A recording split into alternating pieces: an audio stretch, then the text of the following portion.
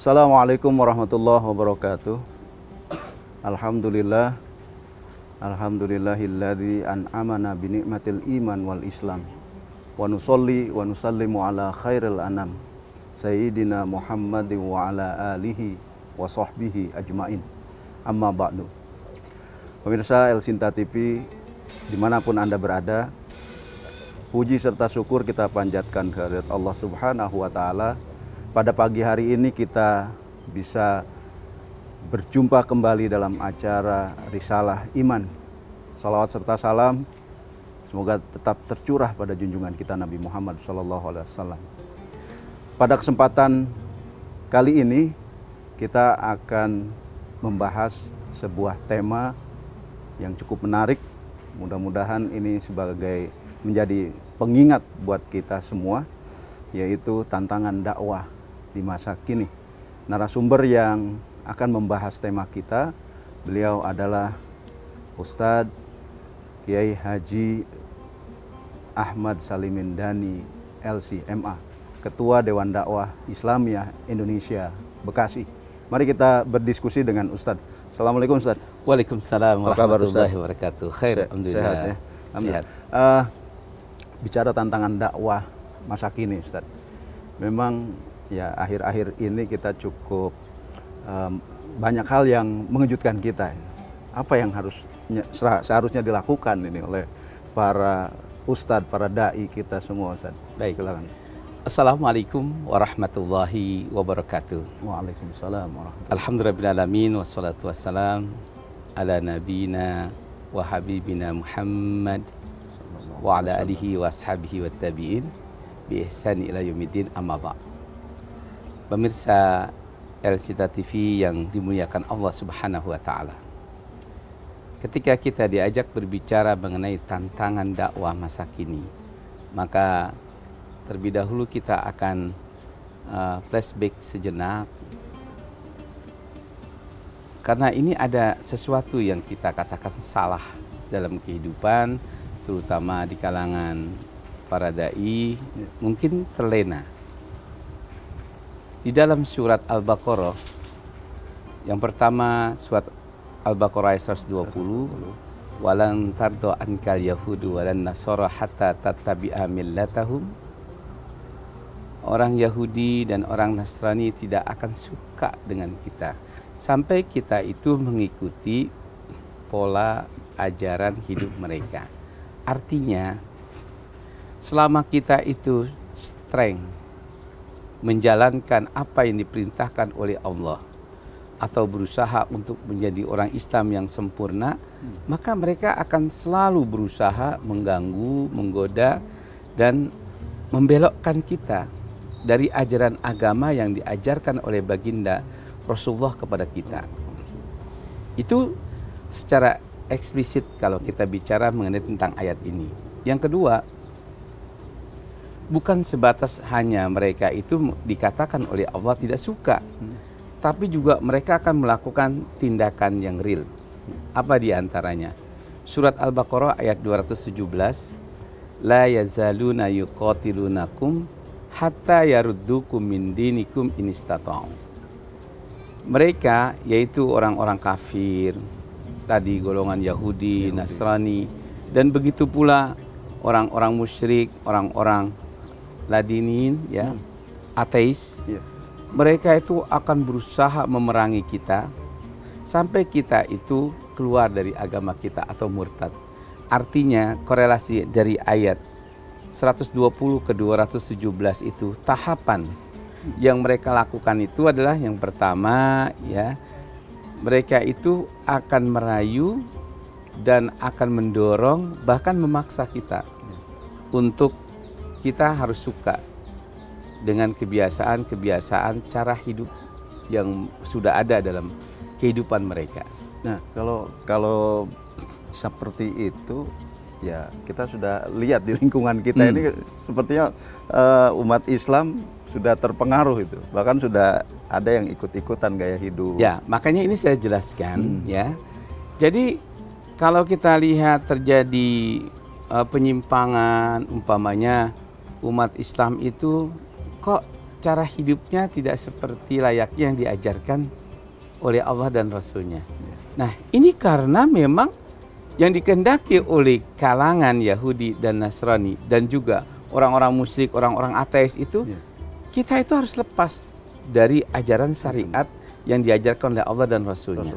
Paling takut mereka itu dengan kita kalau kita itu strength, ya, dengan menjalankan apa yang Allah perintahkan dan meninggalkan apa yang Allah larang. Walaupun ayat ini ada satu riwayat diturunkan ya sehubungan dengan Allah itu menurunkan mana makanan yang kita boleh makan, mana makanan yang tidak, yaitu dalam Al-Quran, hurimat alaikumul maitatu waddam walahmul khinzir wa ma uhilla li ghairillah. Ketika Allah mendeklarasikan diharamkan atas orang mukmin itu memakan seperti bangkai, darah, daging babi, binatang yang kecekek dan sebagainya. Nah, mereka itu merasa kalau sudah urusan makan saja diatur, hampir habislah celah mereka itu untuk memelencengkan kita atau membelokkan kita ya dari cara hidup yang sehat, yang benar. Karena kalau kita lihat diutusnya Nabi itu dari mulai cara tidur, cara makan, kenapa harus dengan tangan, kenapa harus dengan menggunakan dengan tangan kanan yang baik-baik itu kan. Mengapa kita harus mulai dengan basmalah, dengan izin Allah. Wah, semua itu adalah berkenaan tentang bahwa apapun yang kita lakukan kita harus selalu ingat akan Allah yang menciptakan kita. Saya kembalikan lagi Ustaz Fadli dan pemirsa El Sinta TV ya.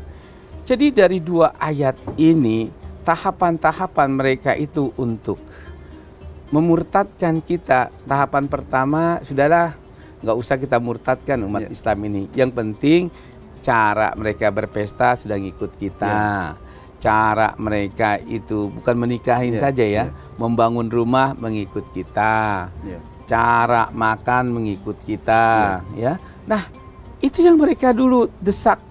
Makanya kalau dalam konsep kesalahan di mana ini yang menjadi tantangan buat kita, ya. Kita ini sudah berpolitik bahkan tidak lagi mengikut cara politik yang diajarkan oleh Nabi. Apa itu cara yang diajarkan oleh Nabi? Oh, kalau cara Nabi berpolitik itu semuanya ini adalah untuk menjalankan apa yang diperintahkan oleh Allah. Artinya idealisme seorang muslim itu seharusnya ketika dia berpartai politik atau ikut politik, maka partai itu sebagai media dan media itu harus sesuai dengan keyakinan agamanya. Baik, Ustaz. Itu yang pertama. Tahan dulu, Ustaz. Ya, kita baru masuk pada pembahasan tantangan dakwah yang sudah mencemari kehidupan kita semua ini. Ya, yang pertama ini. Nanti kita lanjutkan lagi pemirsa, masih ada hal-hal lain yang akan dikupas oleh Ustadz Ahmad Salimin Dani, namun kita harus istirahat sejenak. Nantikan Risalah Iman setelah yang berikut ini.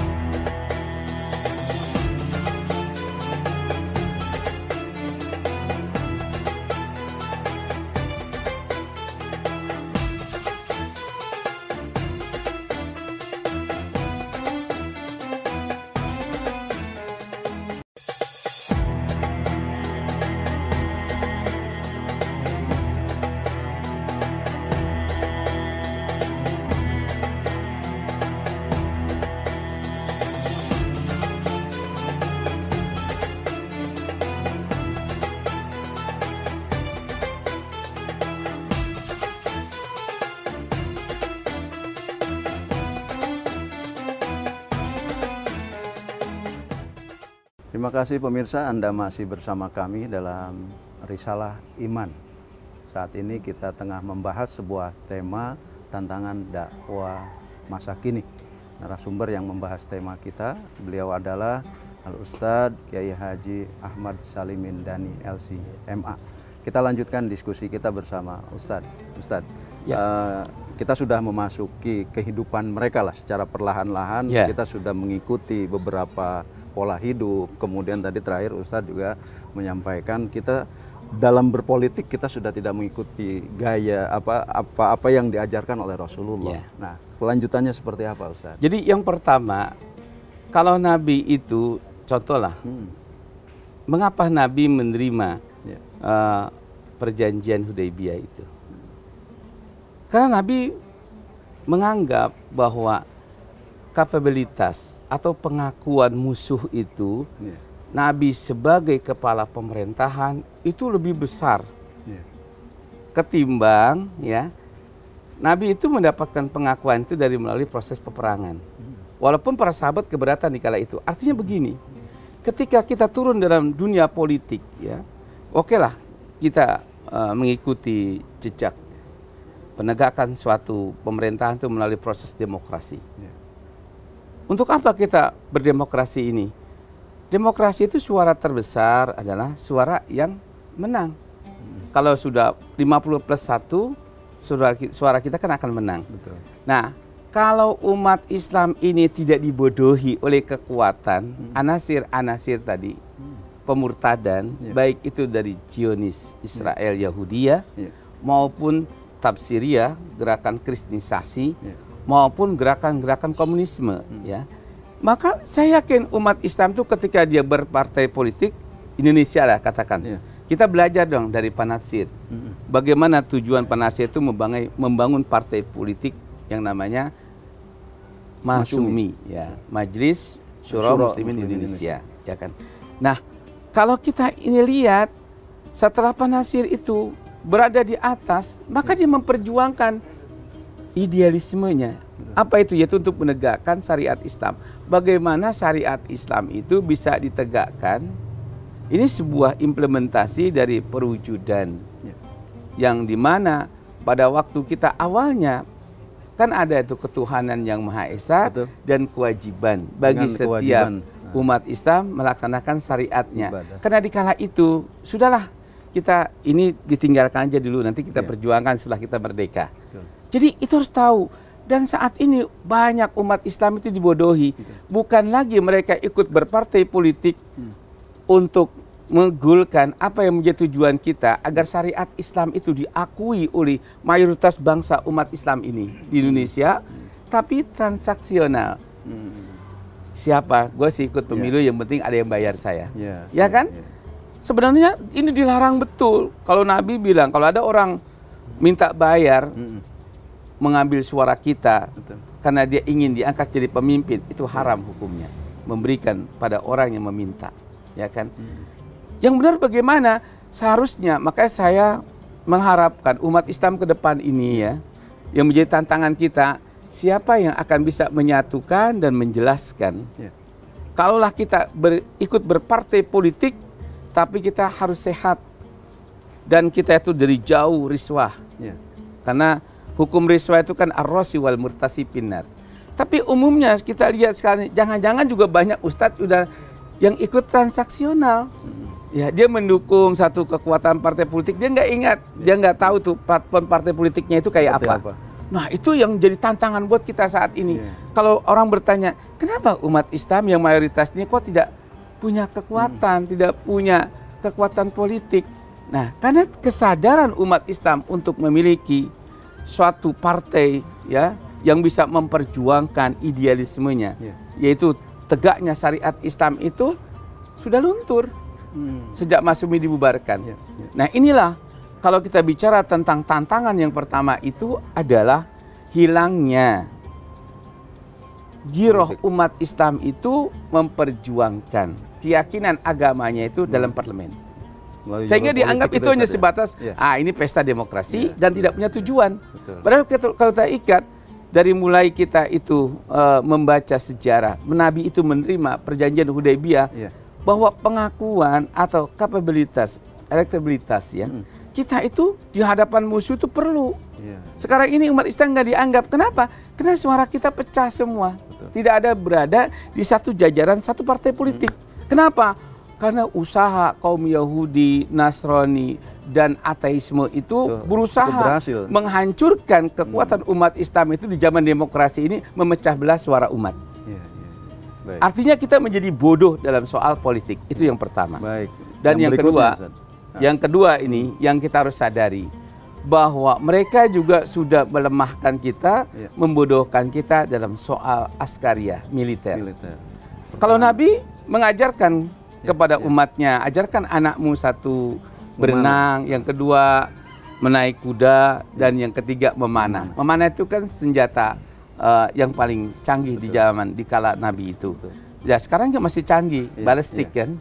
Jadi rudal, exocet itu kan sifatnya balistik seperti panah.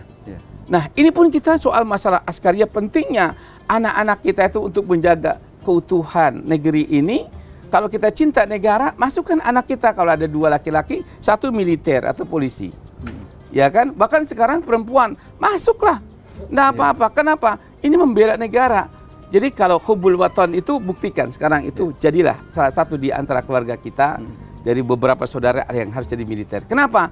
Jangan kita ini termakan isu oleh mereka. Ngapain kamu masuk militer, nanti perang, anak kamu mati dan sebagainya.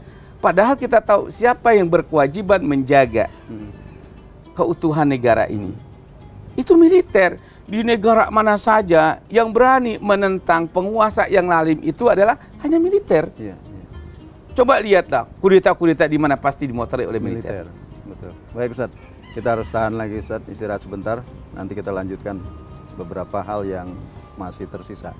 Pemirsa, 2 hal sudah kita masuk dalam perangkat kalau kita korelasikan dengan surat Al-Baqarah ayat 112 tadi, 120, 217 dan 217. Yang berikutnya apa? Nantikan Risalah Iman setelah tayangan berikut ini.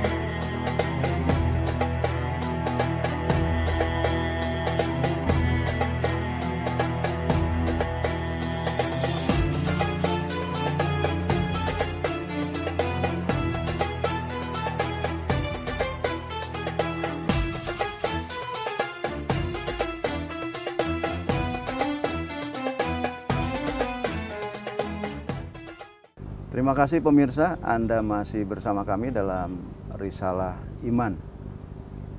Saat ini kita tengah membahas sebuah tema tantangan dakwah masa kini. Narasumber yang membahas tema ini, beliau adalah Al-Ustadz Kiai Haji Ahmad Salim Mendani LC MA, Ketua Dewan Dakwah Islamiyah Indonesia Bekasi.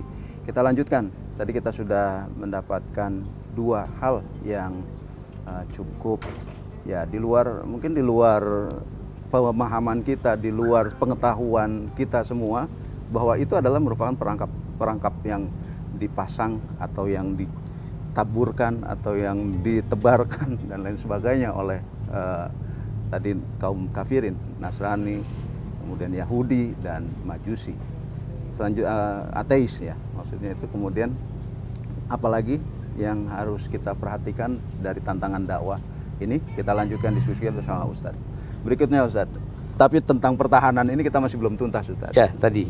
Bagaimana kelanjutan dari itu? Jadi kalau kita lihat, apakah setiap orang itu berkewajiban ikut latihan militer?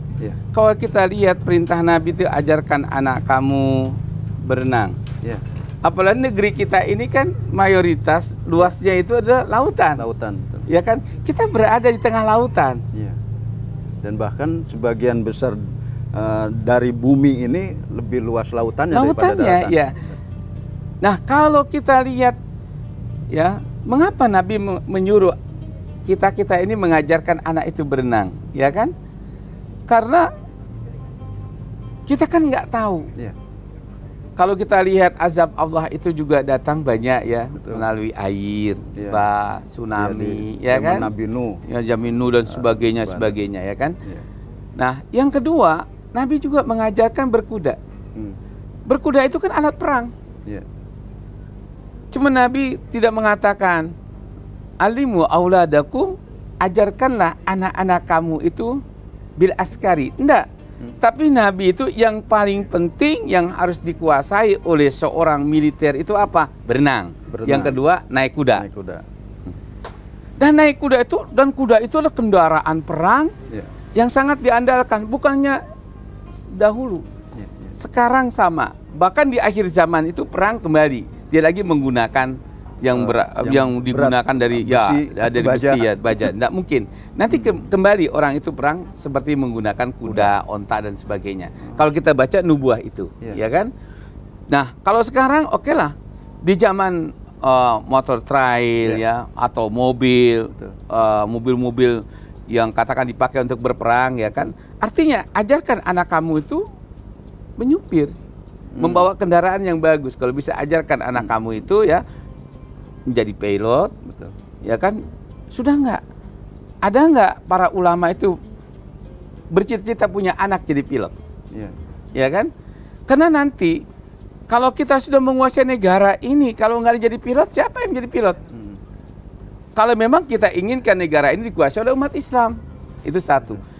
Jadi berkuda itu adalah salah satu cara kendaraan atau mencapai untuk tujuan serang musuh, ya kan?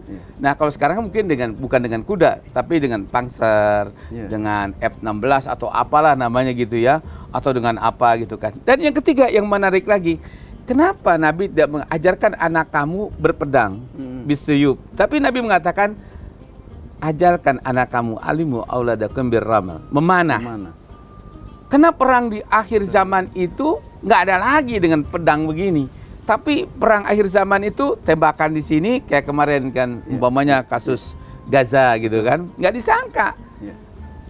Jadi kemenangan Palestina itu karena kemampuan mereka untuk merakit rudal-rudal itu. Roket, rudal. Ya sekarang ya bukan lagi main panah begini kan. Ini diterjemahkan setelah ajarkan anak kamu. Kalau dulu saya di SD itu ada guru IPA saya mengajarkan bikin roket, masih kecil saya.